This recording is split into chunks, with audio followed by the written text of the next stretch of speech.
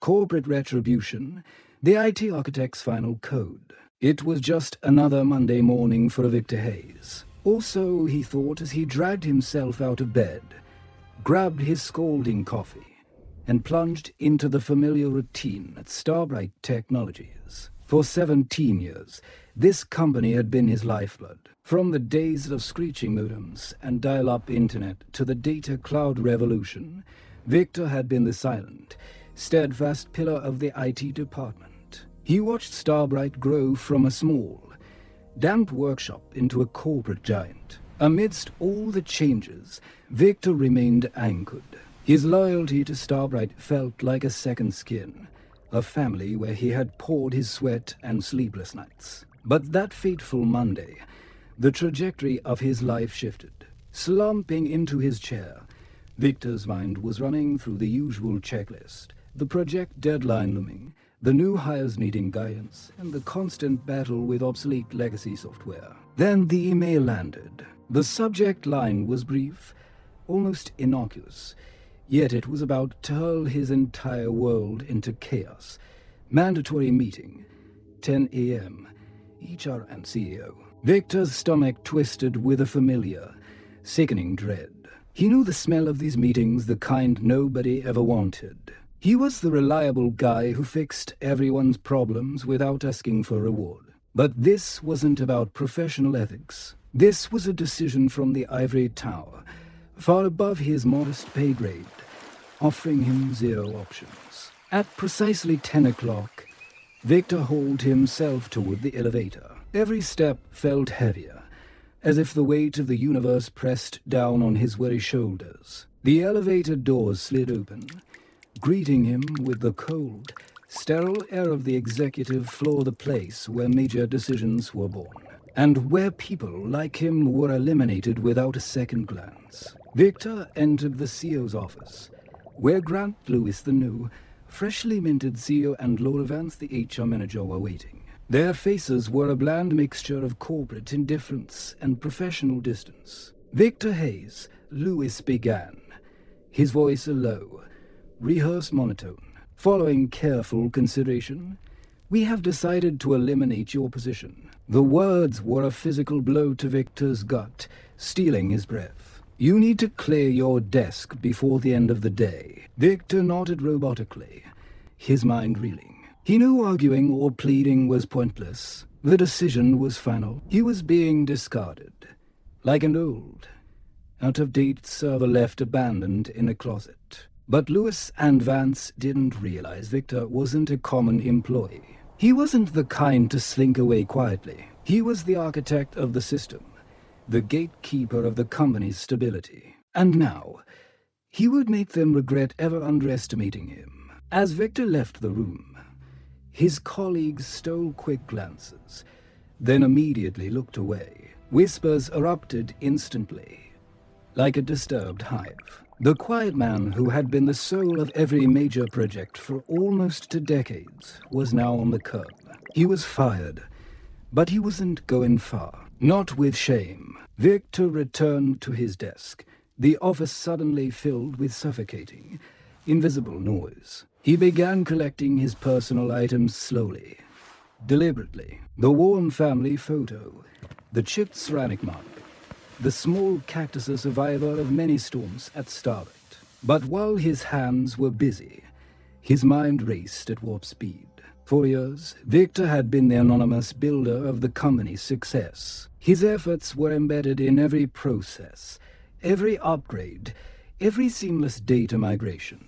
Now, with a single decision, they had erased him. But they didn't know he was never just an employee. He was the system. The backbone Starbright bragged about was built by his hands. They hadn't even scratched the surface of the depth of knowledge he held. While packing, Victor couldn't help but smile at the irony. Lewis and Vance thought they had one. They saw him as a dispensable component in a vast machine, but they were blind to how many keys to that machine he possessed. Victor knew exactly what he had to do. He wouldn't fade away, not after everything he had built, everything he had sacrificed for them. With a calm exterior that hid the storm raging inside, Victor accessed the internal network. He had built it from scratch. Now, he would use it to expose the truth. He opened his laptop, his fingers flying across the keys as he drafted an email.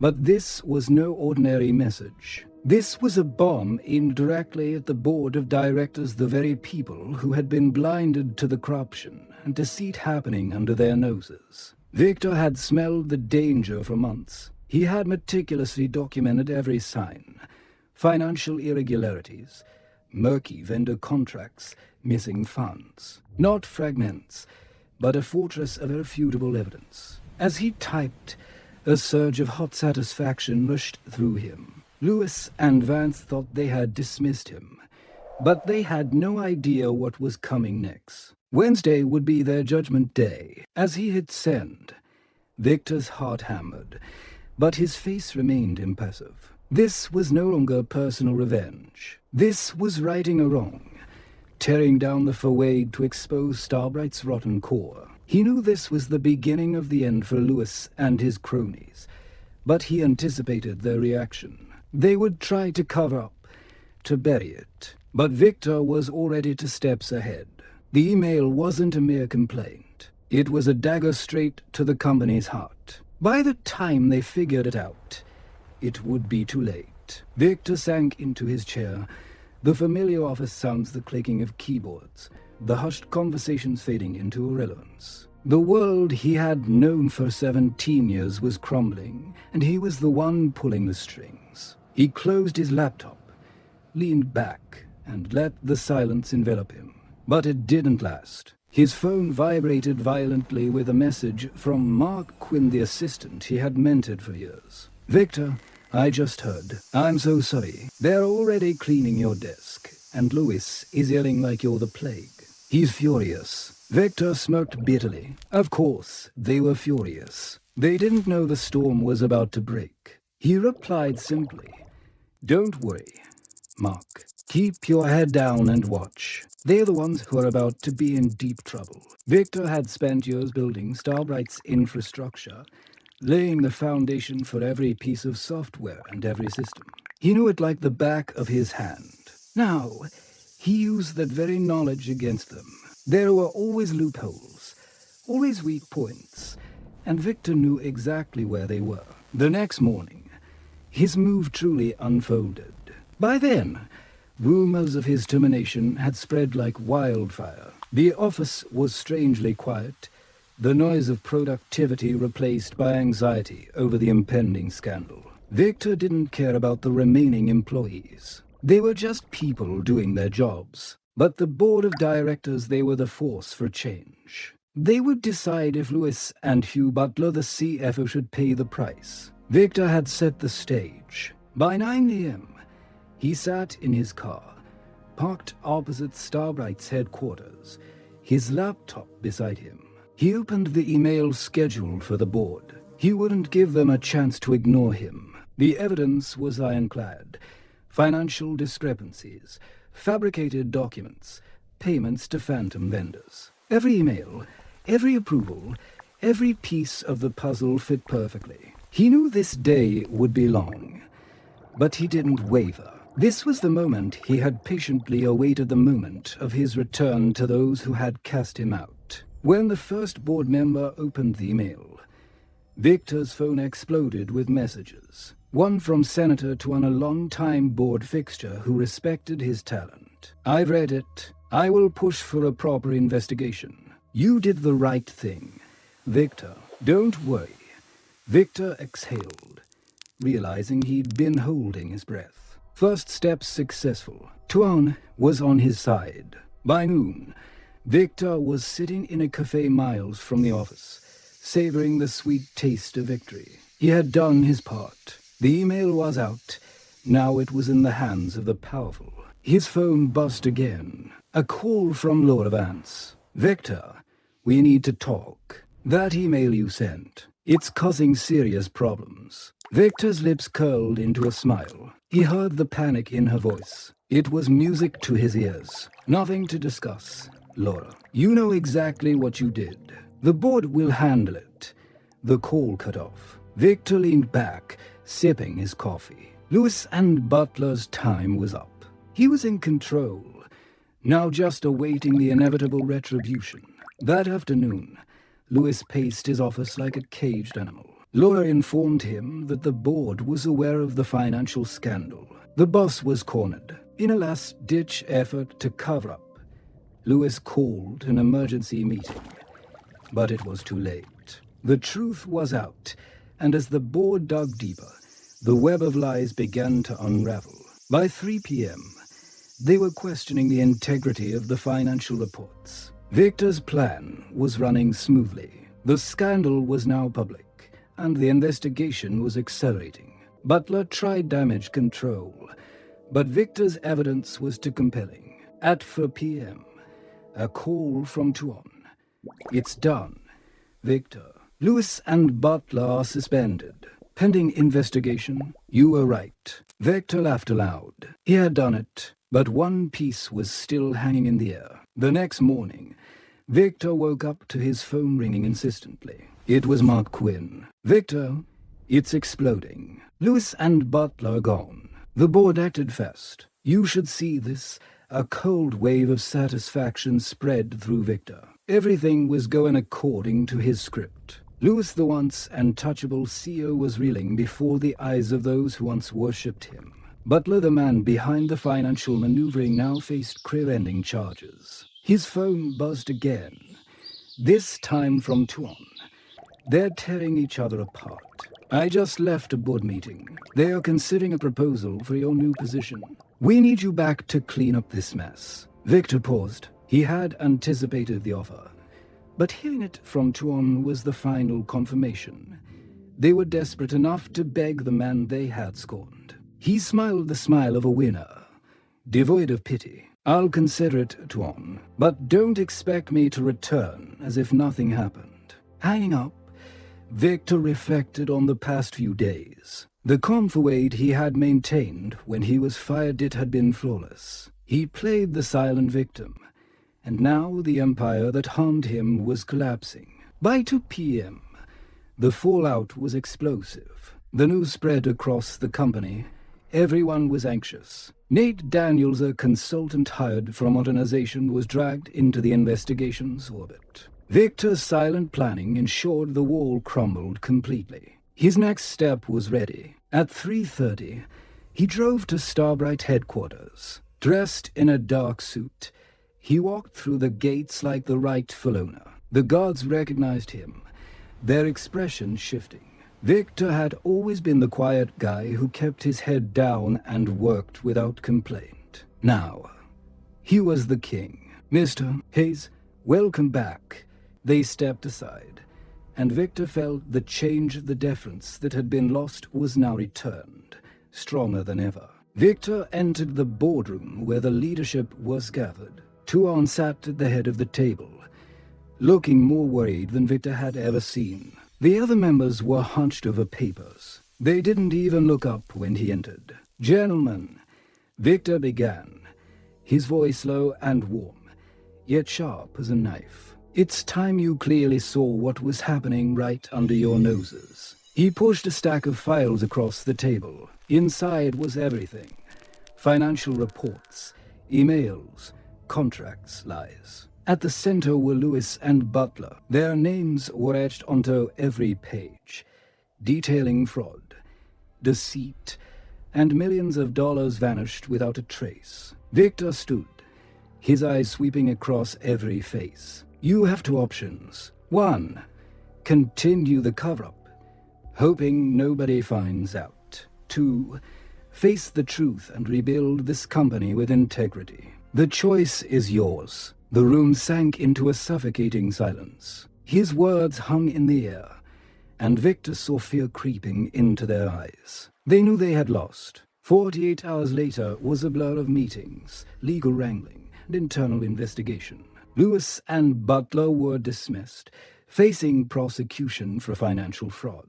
Victor's evidence was overwhelming, and the board couldn't ignore the damage caused by their complacency. By the weekend, Lewis was gone. Butler, too. Nate Daniels, the once confident consultant, was scrambling to cover his tracks. Victor had defeated them purely with keen observation and meticulous note-taking. But the ultimate twist was the offer from the board. Not just a regular position. They wanted him as the Chief Security Officer CSO, the gatekeeper to ensure disaster never struck again. Victor played it right, and the reward was power. Revenge was sweet, but control was the true prize. He made them pay, and now he had the opportunity to rebuild the company. The choice was his. Weeks turned into a flurry of activity. Victor plunged into the work of not only saving his reputation, but also saving Starbright, the company to which he had dedicated almost 2 decades of his life from the ashes listened. Butler had left behind. With his appointment as CSO, Victor stepped into his new role, spearheading the reconstruction. But sitting in his new office, gazing at the city skyline from the 15th floor, he couldn't help but ask himself, how did things go so wrong? Why did I allow myself to be marginalized for so long, overlooked while the perpetrators were freely promoted? His phone buzzed, pulling him from his thoughts. A text from his wife. Teresa Hayes, Victor, customer withdrawals are accelerating, especially in the financial sector. We need to act fast. Victor rubbed his temples. A headache was setting in. The pressure was mounting. He wasn't just exposing fraud anymore. He had to mend the company's reputation and keep it from collapsing under the scandal. He immediately called Tuan, his crucial ally. Tuan, what's the client situation? Tuan's voice was heavy. Losses are faster than expected. They're pulling funds, and some are threatening to publicly sever ties with Starbright. The damage isn't just financial, it's trust. They doubt our future. Victor took a deep breath. The stakes were higher than he thought. This was no longer an internal game or petty payback. He was carrying the company, its employees, and its destiny. He wouldn't let it shatter. We need a clear message. Call a board meeting. The next morning, Victor stood at the head of the boardroom table. The members sat opposite, their faces a mix of apprehension and worry. He had called them to tackle the crisis. No more hiding behind empty promises or hoping the storm would pass. Victor had learned a costly lesson. Silence makes you an accomplice to chaos. I know the past few weeks have been hell.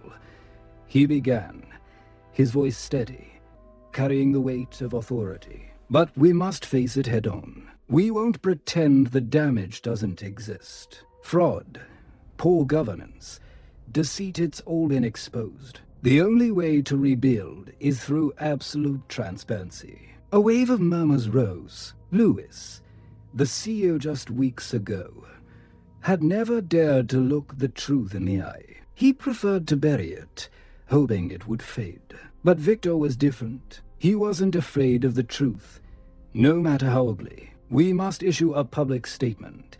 Victor continued, eyes scanning the room. Let our clients, partners, and employees see that we take responsibility. Commit to rebuilding trust, starting with clarity. The room was silent. Everyone weighed the gravity of his words. Finally, Tuan spoke. Victor, I agree, but it's hard to convince everyone. Many powerful people don't want to admit how bad things really were. Victor nodded. I know, Tuan. But sometimes the truth is the key to freedom. He paused, mapping out the next move. We must address the fraud directly. Acknowledge what Lewis and Butler did. Explain the steps to prevent recurrence. Press conference next week. The following week, Victor stood backstage before the press conference, his heart pounding as the moment of reckoning approached. This was the company's destiny. The room was packed with reporters, flashbulbs popping, the ethic with tension. He had never liked the limelight, but today wasn't about him. It was about doing what was right. Stepping onto the stage, the bright lights made him momentarily squint. He felt the world's gaze upon him. This was the moment he affirmed. He was no longer the silent analyst. He was the one who exposed the truth, and now the one rebuilding the wreckage. Good afternoon, Ladies and gentlemen, I am Victor Hayes, Chief Security Officer of Starbright Technologies. His voice was strong, calm, and resolute. As you know, recent events have shaken the confidence in our company. Fraud, financial mismanagement, and a lack of transparency have eroded relationships with our clients and partners. But today, I assert, we take full responsibility. He paused, letting the words sink in.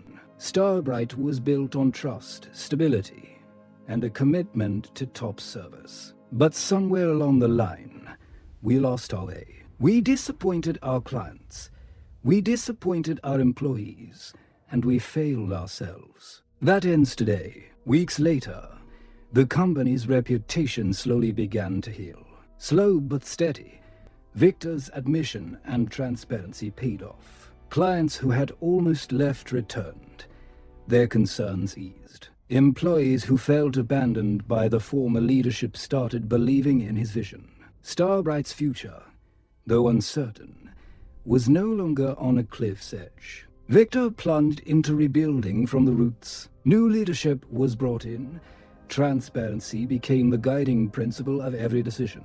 Obstacles remained, but Victor believed time would forge them stronger. That evening, sitting in his office, watching the city lights, he was filled with quiet pride. He had rebuilt his career, exposed the truth, and done what others deemed impossible.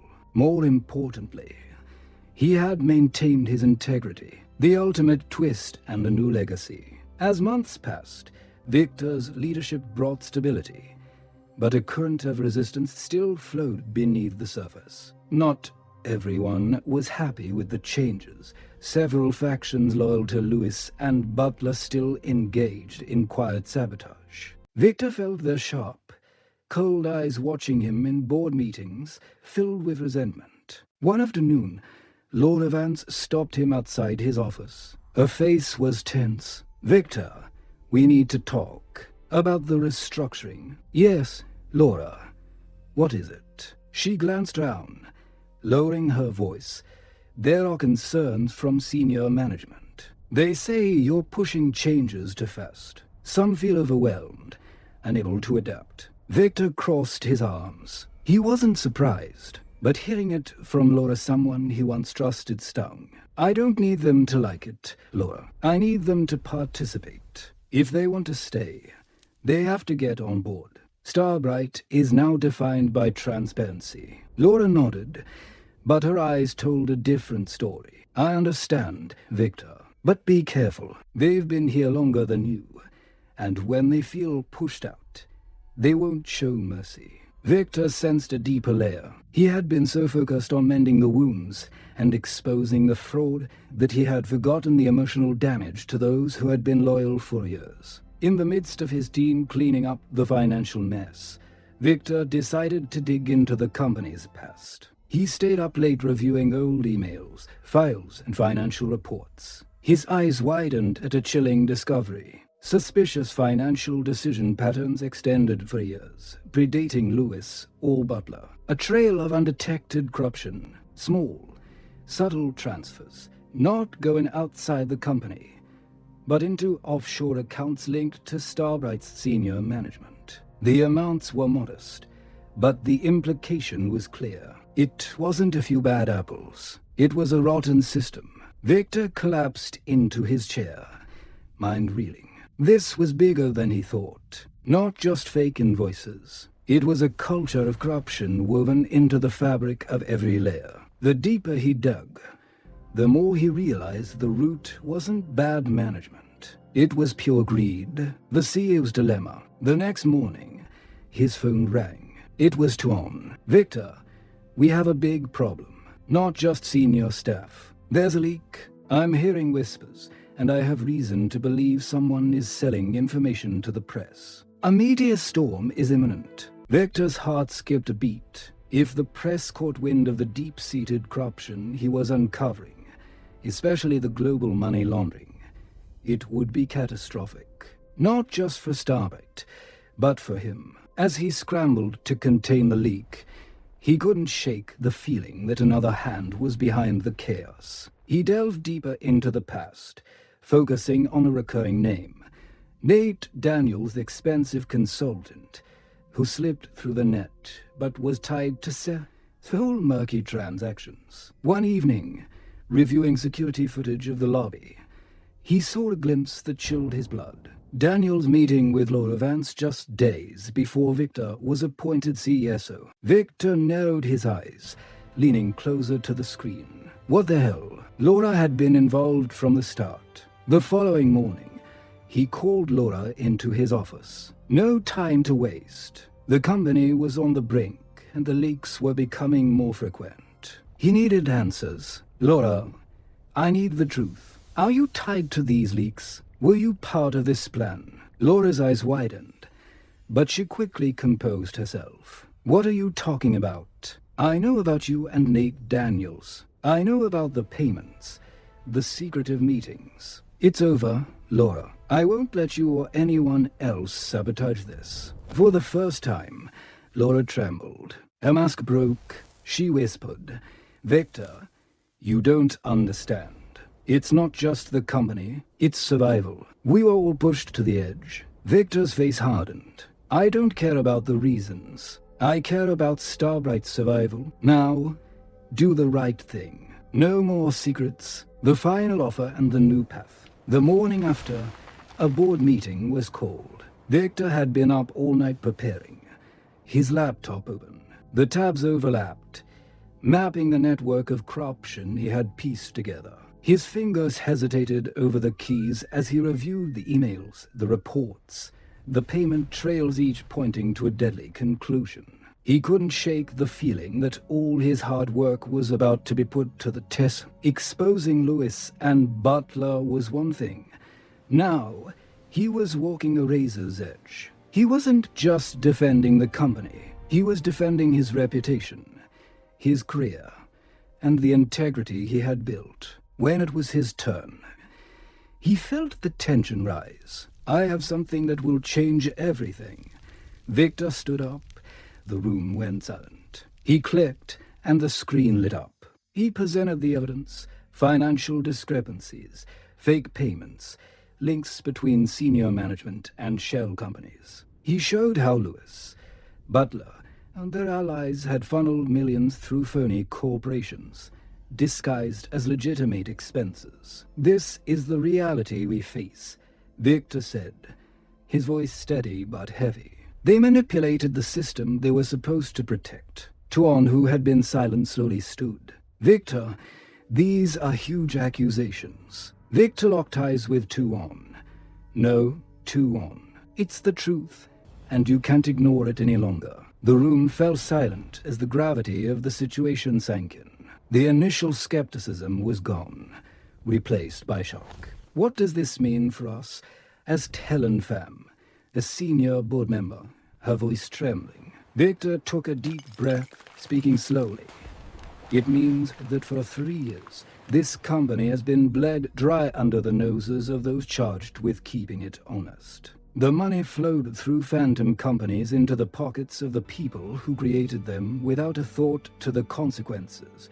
He clicked to a slide detailing the connections. Butler was the mastermind, but Lewis and the consultant, Nate Daniels, were complicit. It's not just a company failure. It's a criminal operation, a weighty silence. Everyone felt the pain of realization. It wasn't just an internal scandal. It was a massive conspiracy. Victor saw the glances exchanged. He saw the discomfort on their faces. They knew the severity. This wasn't a small audit issue. The investigation could overturn everything. I'll let you absorb this, Victor concluded, his voice calm. But remember, what happens next is up to you. My part is done. He turned and left the room without looking back. He knew this was it. Starbright would either break under the pressure or fight to protect its legacy. Later that day, Victor sat in his office, looking out at the city. He had exposed the fraud and crushed the empire of lies. But the aftershocks were just beginning. His phone buzzed. A text from Tuan. Victor, meet me. There's something we need to discuss. Victor felt a knot in his stomach. He had predicted this. Now the real battle began. The following morning, Tuan looked more serious than usual. "Thank you for coming." Tuan motioned for him to sit. "We've made a decision, Victor. First, Lewis and Butler are suspended. We're bringing in forensic auditors. Big changes are coming." Victor nodded. The moment he had waited for. Justice was served. Tuan leaned in, lowering his voice. "There's more. Victor, I know you have a long history with Starbright, but we need a real fixer now. Someone with vision and integrity. We need you to lead. We're offering you the position of Chief Executive Officer CEO." Victor's eyes widened. It was unexpected, but it felt right. All his battles had led him here. Starbright needed someone who understood the system, the people, and the deep cracks that allowed corruption to take root. "I don't need a title to do my job, Tuan. I'm here to fix Starbright." Tuan smiled. "That's exactly why we choose you." Victor accepted the role of Starbright's new CEO. His first tasks: stabilize finances, seal the loopholes, and install new leadership. But beneath the new title, he realized his job wasn't just to restore the image. It was to change the culture, to prove that loyalty, honesty, and transparency were the foundation of their future. Months passed. Victor's tenure as CEO saw the company weather the storm, but structural cracks remained visible. He focused on building his team, evaluating strategy, and winning over shareholders. Recovery was slower than anticipated, but he saw the light at the end of the tunnel. Sitting at his new desk, Victor felt a deep sense of peace. He had won. He exposed the truth, and the criminals were facing the consequences. His family was safe, and his conscience was clear. The journey had defined him, turning him from a quiet system analyst into a force for accountability and renewal. Victor Hayes had finally found his true calling.